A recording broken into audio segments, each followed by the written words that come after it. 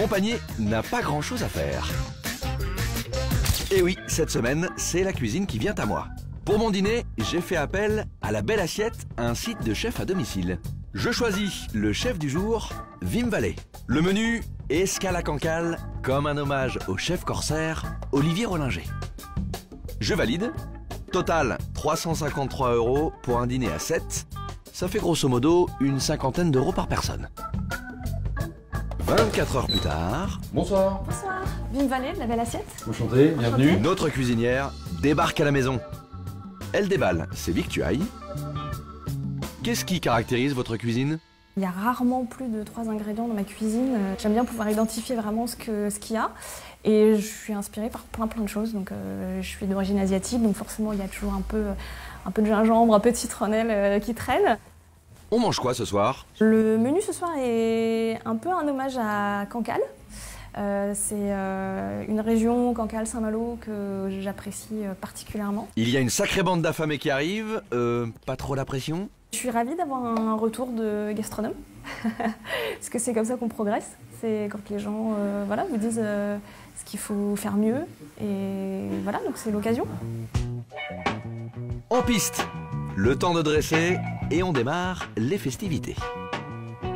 En amuse-bouche, je vous propose des huîtres de Cancale numéro 3, avec des graines de sarrasin torréfié et du citron vert, et une petite herbe, une petite pousse de borage. Petit tour de table. Les autres sont pour moi ou je suis obligé de... Non? J'aurais bien continué. Bah voilà. C'est mieux qu'un amuse-bouche. Hein. C'est un peu un petit vrai plat de Bretagne, quoi, parce que le sarrasin c'est la terre, les huîtres c'est déjà la mer, c'est ça la Bretagne. Je trouve que ça a un petit côté japonisant et que j'aime bien parce que on est emporté ailleurs et ça altère pas effectivement le goût de l'huître. L'entrée, des moules sur un velouté carotte coco au curry corsaire d'Olivier Rollinger. C'est un mélange de gingembre, coriandre, cardamome, curcuma et moutarde. La moule vient fort à propos. Sur cette soupe, c'est un petit contrepoint qui vient bien. Alors moi j'adore parce que c'est sucré déjà entre la carotte et la coco. Et il y a presque comme un petit goût de cannelle. J'ai presque l'impression de manger un carotte cake. Là c'est tout le génie de Rollinger qui construit des currys assez épatants.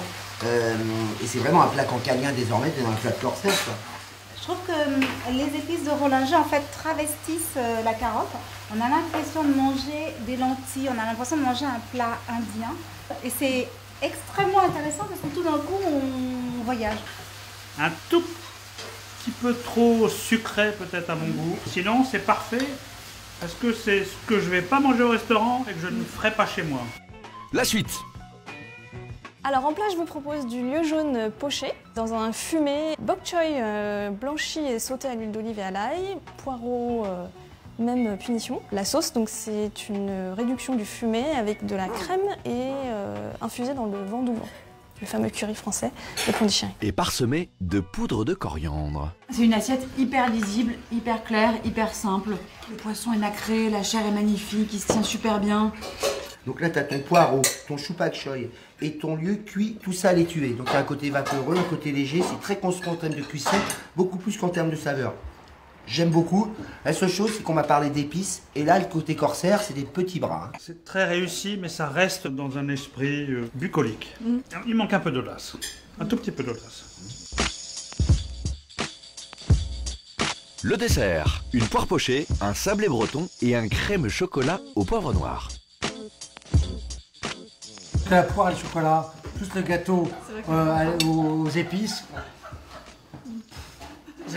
Mais en France, le fruit le plus noble, le plus grandiose, c'est la poire. Mais t'as raison. T'es La d'accord? poire, c'est le fruit le plus classe qui existe. Bien sûr. C'est un smoking, la poire. La poire est extrêmement bien cuite. Le chocolat est très savoureux. Mais l'ensemble n'a pas trop de sens. Il manque l'idée du dessert en fait. Peut-être un petit peu trop propre, voilà, un peu trop sage. Et c'est dommage parce que ça, c'est un plat de maman. Et un plat de maman, c'est une bonne poire pochée, elle est bien pochée, mais avec un vrai chocolat qui coule dessus, et tu mets ton sablé qui vient éponger. Autrement, là, c'est un plat de petite esthète. Les amis, c'est l'heure du verdict. Alors pour moi, ce sera un très bon. Je vais donner bon. Je mettrai un très bon. épicé, très bon. En ce qui me concerne, je serai un peu plus sévère que mes camarades. Je mettrais un très bon aussi. Je vais dire bon. Disons que la belle assiette est plutôt dans son assiette un bon. À très vite dans Très Très Bon et d'ici là, très très bon appétit.